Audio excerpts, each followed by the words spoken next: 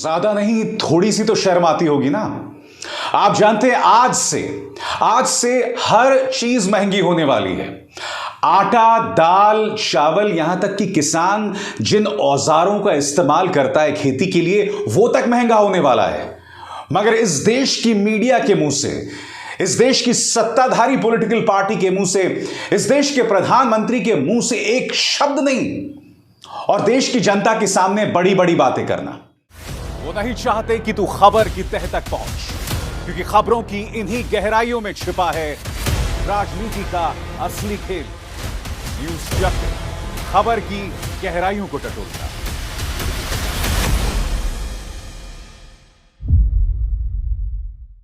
दोस्तों, सबसे पहले मैं आपको बतलाने चाहूंगा कि आज से महंगा क्या हो रहा है गुड्स एंड सर्विसेज टैक्स की वजह से। आपके स्क्रीन पर अनाज, आटा, दाल, चावल, दही, पनीर सब आज से महंगा। और कौन कितना महंगा हो रहा है वो भी मैं आपको बतलाना चाहता हूं। चावल 25 किलो मिल रहा था 1300 से 1600 रुपए, अब उसकी कीमत हो जाएगी 1400 से 1800 रुपए, यानी कि 100 रुपए से 200 रुपए महंगा।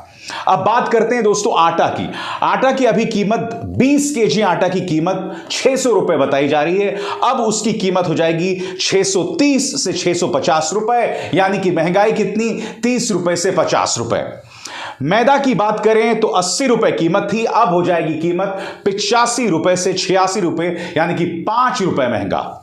उसी तरह से सूजी और दाल दोनों में करीब 1 से 2 रुपए और 5 से 7 रुपए की बढ़ोतरी। आज मैं देश के प्रधानमंत्री नरेंद्र मोदी को उनका पुराना बयान याद दिलाना चाहूंगा। एक न्यूज चैनल के मंच पर आकर उन्होंने यह बात कही थी। उन्होंने कहा था एक जमाने में इस देश में दूध, पनीर और बुनियादी चीजों पर टैक्स लगता था, मगर जीएसटी के बाद यह सब खत्म हो गया। प्रधानमंत्री, आपको अपना पुराना बयान याद करना होगा। आपने कहा क्या था? मैं चाहूंगा कि देश की जनता उस बात को सुने। यहां तक कि पहले गेहूं, चावल, दही, लच्छी, छाछ, इस पर भी टैक्स लगता था। आज ये सब जीएसटी के बाद टैक्स फ्री हो गए। भूल गए प्रधानमंत्री आप अपनी बात? आज मैं आपको बतलाना चाहूंगा दोस्तों कि इस जीएसटी के दंश की वजह से क्या क्या महंगा हो गया है, और एक एक करके ये चीज आपके स्क्रीन पर आ रही है। आज मैं आपको बतलाने वाला हूं कि जीएसटी की वजह से आज से कौन कौन सी चीजें महंगी हो गई हैं, एक एक करके आपके स्क्रीन पर।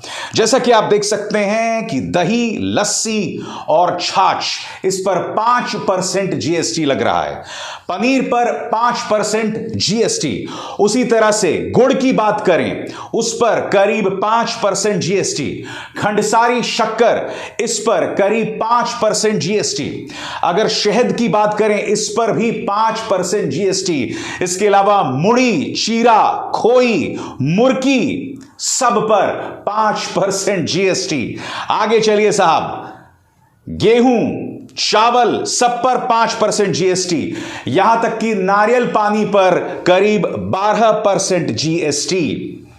अब मैं आपको बताने वाला हूं कि मध्यम वर्गीय परिवार की जेब जो है वो कैसे भारी होने वाली है, किस तरह से स्टूडेंट्स का बोझ बढ़ने वाला है, विद्यार्थियों का बोझ बढ़ने वाला है। 18 जुलाई यानी आज से एलईडी लैंप्स, इंक, चाकू, blade, pencil sharpeners, spoons, forks, इन तमाम चीजों पर 18% जीएसटी। इसमें कौन कौन सी चीजें शामिल है? प्रिंटिंग में काम आने वाली चीजें, लिखने में काम आने वाली चीजें, यहां तक कि ड्राइंग इंक, ये तमाम चीजें, इनमें से अधिकतर चीजें जो मैंने आपको बताई, जो आप अपने स्क्रीन पर देख रहे हैं, इसका इस्तेमाल आम विद्यार्थी कर रहा है और उस पर करीब 18% जीएसटी है। याद कीजिए प्रधानमंत्री नरेंद्र मोदी ने क्या कहा था, जो अभी अभी मैंने आपको सुनाया था। अब बिजली से चलने वाले पंप, बाईसाइकिल पंप और डेयरी मशीनरी पर 18% जीएसटी। अब मैं आपको बताता हूं कि किसानों पर किस तरह से जो है बोझ बढ़ने वाला है। आप जानते हैं दोस्तों, किसान जो हैं वो बीज को सॉर्ट आउट करने के लिए, ग्रेड करने के लिए कई मशीन्स का इस्तेमाल करते हैं। इसके अलावा सीरियल इंडस्ट्री में और आटा चक्की, ये तमाम चीजें जो हैं वो काम आती हैं किसानों की, मजदूरों की। इस पर लग रहा है करीब 18% जीएसटी। चेक्स, बैंक जाते हैं साहब, अगर आप लूज चेक का इस्तेमाल करें या चेकबुक का इस्तेमाल करें, इस पर लग रहा है 18% जीएसटी। सोलर वाटर हीटर पर लग रहा है 12% जीएसटी। लेदर से जुड़े सामान पर लग रहा है 12% जीएसटी। यहां तक कि 1000 रुपए प्रतिदिन का जो कमरा होगा होटल के अंदर, उस पर लग रहा है करीब 12% जीएसटी। कमरे के किराए से लेकर तमाम चीजें दोस्तों अब महंगी हो रही हैं। क्या सरकार को इस बात की परवाह है? मैं आपको दावे के साथ कह सकता हूं दोस्तों, सरकार का टूल किट अब काम करना शुरू हो गया होगा। इनमें से अभी कई लोग आपको महंगाई के फायदे गिनाने वाले हैं। मैं मजाक नहीं कर रहा हूं। आपको याद होगा, डॉलर के मुकाबले रुपया लगातार गिर रहा है, 80 को छू गया है। इस वक्त जब मैं आपसे बात कर रहा हूं तो उसकी कीमत है, $1 की कीमत 79 रुपए 80 पैसे। यह बढ़ जाएगी जब तक यह कार्यक्रम आएगा, वो एक अलग मुद्दा है। मगर जैसे ही डॉलर ने 80 रुपए को छुआ, तब मीडिया में से ऐसे कई छोटे छोटे चूहे सामने उभर कर आ गए जो इसके फायदे गिनाने लगे। कायदे से इन तमाम सरकारी चाटुकारों को प्रधानमंत्री नरेंद्र मोदी को उनके पुराने बयान की याद दिलानी चाहिए थी। आपको याद है, प्रधानमंत्री नरेंद्र मोदी ने जब वो विपक्ष में हुआ करते थे, जब डॉलर के मुकाबले रुपए की कीमत गिरती थी, तब वो किस तरह से बताते थे कि व्यापारियों को कितना नुकसान होगा। याद कीजिए प्रधानमंत्री ने उस वक्त क्या कहा था। जिस प्रकार से डॉलर मजबूत होता जा रहा है, रुपया कमजोर होता जा रहा है, विश्व व्यापार में भारत टिक नहीं पाएगा। हमारे व्यापारी जो माल बाहर भेजते हैं, हमारे व्यापारी जो माल बाहर चलाते हैं, इस बोझ को सह नहीं पाएंगे। इवन भारत सरकार जो चीजें लाती है, भेजती है, उसको सहना मुश्किल हो जाएगा। और दिल्ली की सरकार जवाब नहीं दे रही है। इनमें से किसी भी चाटुकारों ने प्रधानमंत्री नरेंद्र मोदी को इस पुराने बयान की याद नहीं दिलाई जो अभी अभी मैंने आपको सुनाई है। इसलिए मैं दावे के साथ कह सकता हूं कि जिस तरह से जीएसटी लगा है इन सामानों पर, जिस तरह से महंगाई बढ़ रही है, लोग इसके भी फायदे गिनाएंगे। कितने शर्म की बात है। हकीकत यह है दोस्तों, इस सरकार की कोई जवाबदेही नहीं है। आज सुबह देश के सामने प्रधानमंत्री नरेंद्र मोदी आते हैं और वो देश को कहते हैं कि भाई संसद को सुचारू ढंग से चलाना चाहिए, इसमें सार्थक बहस होनी चाहिए। तो प्रधानमंत्री, मैं बहुत ही सलीके से, सम्मान के साथ आपसे सवाल पूछना चाहता हूं, इसकी जिम्मेदारी किसकी है? आपकी है, यानी कि भारतीय जनता पार्टी सरकार की है, क्योंकि विपक्ष के हाथ पांव काटने की कसर आपने कोई नहीं छोड़ी है। सबसे पहले मैं आपको सुनवाना चाहूंगा प्रधानमंत्री नरेंद्र मोदी ने आज क्या कहा, और उसके बाद मैं उसकी चर्चा करूंगा। हम हमेशा सदन को संवाद का एक सक्षम माध्यम मानते हैं, तीर्थ क्षेत्र मानते हैं, जहां खुले मन से संवाद हो, जरूरत पड़े तो वाद विवाद हो, आलोचना भी हो, बहुत उत्तम प्रकार का एनालिसिस करके चीजों का बारीकियों से विश्लेषण हो, ताकि नीति और निर्णयों में बहुत ही सकारात्मक योगदान हो सके। आप जानते हैं, जब उन्होंने पत्रकारों से बात कर ली, उसके बाद पत्रकारों के किसी सवाल का जवाब तक नहीं दिया उन्होंने। भाई, जब आप देश की जनता से यह अपील कर रहे हैं या सांसदों से अपील कर रहे हैं कि संसद की कार्रवाई ढंग से हो, तो उसके बाद पत्रकारों के सवाल का जवाब तो दीजिए। वैसे तो किसी भी पत्रकार में इतनी हिम्मत भी नहीं थी कि वो प्रधानमंत्री नरेंद्र मोदी से सवाल पूछ पाता, वो एक अलग मुद्दा है। मगर कायदे से उन्हें कई सवालों के जवाब देने चाहिए जो अब मैं आपसे पूछना चाहता हूं। प्रधानमंत्री, लोकसभा सचिवालय ने पूरी एक लिस्ट जारी कर दी है। उस लिस्ट के मुताबिक अतीत में हमने कुछ शब्दों पर पाबंदी लगाई थी और आने वाले दिनों में भी उन शब्दों पर पाबंदी हो सकती है। कौन कौन से शब्द हैं वो? जुमलाजीवी, भ्रष्ट, अक्षम, ऐसे कई शब्दों पर पाबंदी लगा दी गई है। यह नहीं बतलाया गया किस संदर्भ में लगाई गई है। यहां तक कि अमर उजाला की इस रिपोर्ट के मुताबिक अगर आप लोकसभा के चेयर या राज्यसभा के अध्यक्ष के किसी कार्रवाई के खिलाफ भी विरोध करते हैं तो उसे भी असंसदीय माना जाएगा। विपक्ष के आप हाथ पांव काट दें प्रधानमंत्री, और फिर आप यह कहें कि संसद के अंदर सुचारू ढंग से चर्चा हो। मैं आपसे पूछना चाहता हूं प्रधानमंत्री, आपकी जवाबदेही कहां है? ना आप जरूरी चीजों पर जीएसटी की मार को लेकर सवालों का जवाब देते हैं, डॉलर के मुकाबले रुपए गिर रहा है, उन सवालों के जवाब भी नहीं देते हैं।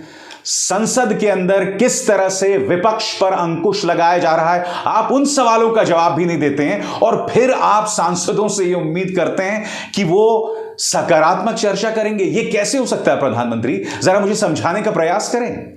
यह कौन सी सोच है जो आपको लोकतांत्रिक दिखाई देती है?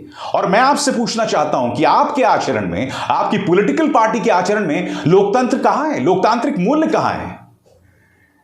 इन सवालों से मत बचिए प्रधानमंत्री। जो आज मैं आपके सामने मुद्दे रख रहा हूं, इसमें देश की भलाई है, इसमें आपके अपनी छवि की भलाई है। अगर आप इन सवालों से बचते जाएंगे तो इससे आपकी छवि बेहतर नहीं होगी। आपको इतिहास पुरुष के तौर पर याद नहीं रखा जाएगा। आज मैं मानता हूं कि पूरी व्यवस्था आपके हाथ में है, मगर एक दिन आएगा जब हर बात की जवाबदेही होगी। तब क्या होगा प्रधानमंत्री? जब व्यवस्था आपके नियंत्रण में नहीं होगी तब क्या होगा? मैं आपसे दो और सवाल पूछना चाहता हूं, और इन दोनों का ताल्लुक इस देश के युवा के साथ है। आप एक अग्निवीर योजना लेकर आते हैं, आप वो योजना लेकर आ गए, मगर आपने पुरानी भर्तियां बंद कर दी। अब सेना के अंदर जो स्थायी भर्तियां हैं ना, उसका रास्ता बिल्कुल खत्म किया जा रहा है। जो लोग अग्निवीर योजना से बाहर निकलेंगे, 4 में से 3 बेरोजगार होंगे। इन सवालों के जवाब आपके पास नहीं है। आपका प्रचार तंत्र कहता है कि अग्निवीर योजना के जरिए सिर्फ कुछ लोगों की भर्ती होगी, अधिकतर लोगों की भर्ती जो है वो स्थायी योजना के अंतर्गत होगी। मगर सीधा सा सवाल, सेना में भर्ती को लेकर जो स्थायी योजना है, जिन्हें परमानेंट नौकरियां मिल रही थी, उनकी भर्तियां क्यों नहीं हो रही हैं? इस सवाल का जवाब क्यों नहीं? और इन्हीं मुद्दों को आज संसद में विपक्ष ने उठाया, और फिर आपकी सरकार कॉमन यूनिवर्सिटी एंट्रेंस टेस्ट, यानी कि तमाम कॉलेजेस के लिए, डिग्री के लिए एक परीक्षा, मगर उसको लेकर भी आपने कई सवालों के जवाब नहीं दिए।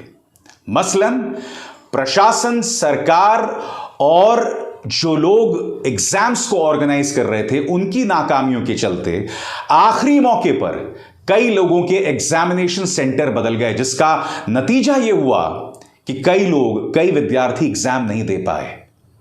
बात यहां नहीं रुकी। आप एक नई योजना लेकर आ गए हैं, मगर आपने इस सवाल का जवाब नहीं दिया कि उसके चलते अब देश के अंदर एक नया कोचिंग माफिया जन्म लेगा। यानी कि जो विद्यार्थी ह्यूमैनिटीज की भी पढ़ाई कर रहे हैं, जिनके पास आर्ट्स है 11th और 12th, उन्हें CUET का एग्जाम देने के लिए कोचिंग क्लासेस की शरण में आना पड़ेगा। गरीब आदमी क्या करेगा? गांव में रहने वाला इंसान क्या करेगा? क्योंकि गांव में तो कोचिंग क्लासेस भी नहीं होते।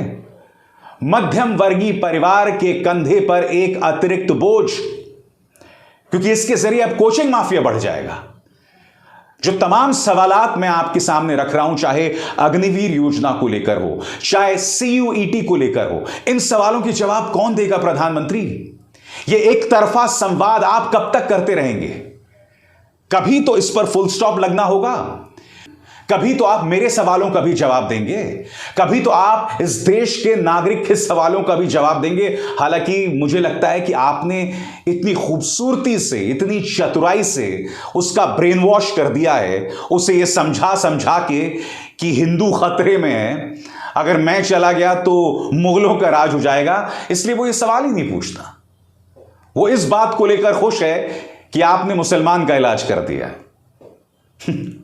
अब कोई ये सवाल नहीं पूछता कि कहां गया सर्वधर्म संभाव, कहां गया सबका साथ सबका विकास। ये सवाल है प्रधानमंत्री, इनसे बचा नहीं जा सकता। लोकतंत्र, डेमोक्रेसी एक वन वे स्ट्रीट नहीं है, यानी कि यहां पर दोनों तरफ से ट्रैफिक आता है, सिर्फ एक तरफा ट्रैफिक नहीं चलता है। अगर आप अपनी बात कहेंगे और अगर मुझे आपकी बात पर आपत्ति है तो पलट कर मैं आपसे सवाल भी पूछ सकता हूं। यह मेरा लोकतांत्रिक अधिकार है और यह आप मुझसे नहीं छीन सकते। बात समझ आई? नमस्कार।